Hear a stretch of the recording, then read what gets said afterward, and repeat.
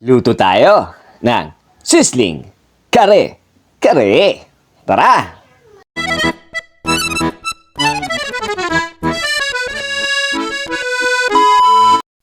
Niluto ko muna nga dyan itong ating lechong kawali para sa ating kare-kare.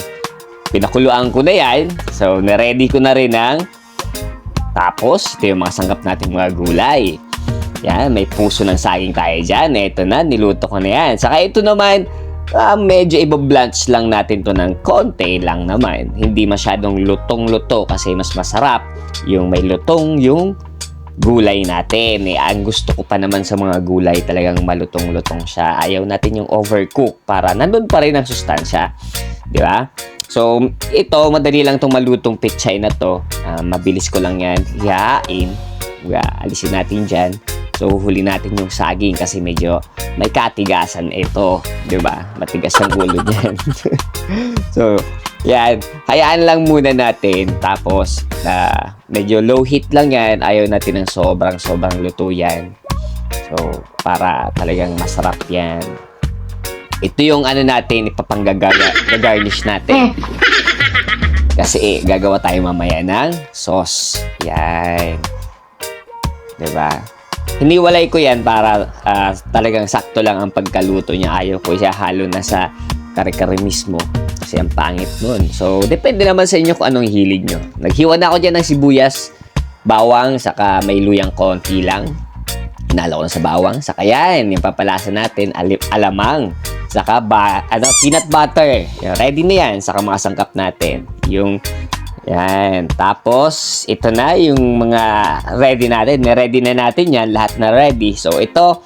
In English, anin muna natin. miles and miles away. Oil. Tapos, painitin yung atin yung oil. Maglagay tayo ng aswete. So, yung aswete, talagang inaano ko dyan sa low heat lang. Saka, sunod na natin yung sibuyas, bawang. So, yung aswete, ito yung bibigay ng kulay sa ating kare-kare. So, ayaw ko ng mga food color. So, mas maganda itong aswete. Lagyan natin ng alamang medyo. Ito yung pampapaalat natin sa kare-kare. Yan, saka pampalasa yun. So, depende sa inyo kung anong gusto yung ilagay ng mga sangkap. Pwedeng magic ginisa, magic sarap. Tapos, ako medyo may konting oyster lang. Saka may sugar na konti. Lagay na natin ng tubig galing sa Bicol River, mga pat. So, yan. Hayaan lang natin kumulo yan. So, kung gusto nyo maraming sauce, pwede lagyan ng tubig, adjust nyo na lang yung lasa, lagyan ng peanut butter. So, kung gusto nyo malapot-lapot, pwede nyo lagyan ng cornstarch. Ako, konti lang nilagay ko para medyo malapot siya. Wala kasi ako mga yung pang pino sa mga sangkap eh. So, mas maganda ito, pino natin yung mga sangkap para talagang smooth lang yung sauce natin. Wala tayong ganyan. So, no choice. Susunod na lang, di ba? So, yan. Yung laurel, alisin ko yan dyan.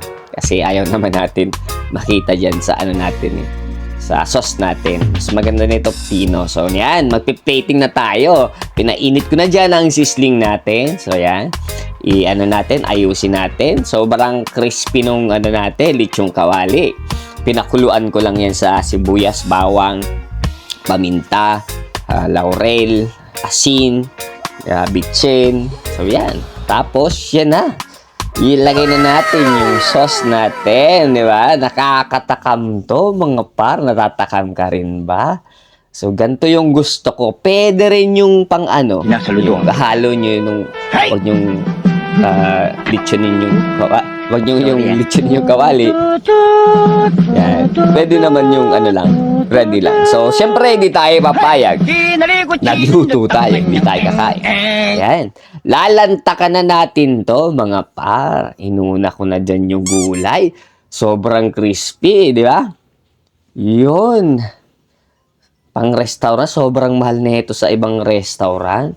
Kung kayo magluluto, makakatipid ka at makakarami ka pa. Marami pa kayong makakakain kapag kayo nagluto, di ba? Medyo matrabaho lang, pero sulit naman yung gagastusin natin, yung tatrabahuhin natin dito, di ba?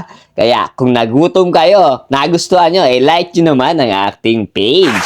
At yun lang mga par, maraming salamat po sa inyong lahat sa ating panonood. Kung hindi pa kayo nakalike sa ating page, please like and share naman po sa ating page na ito. Kaya, yun lang. Maraming salamat po. Tian Nasiram, mga pa!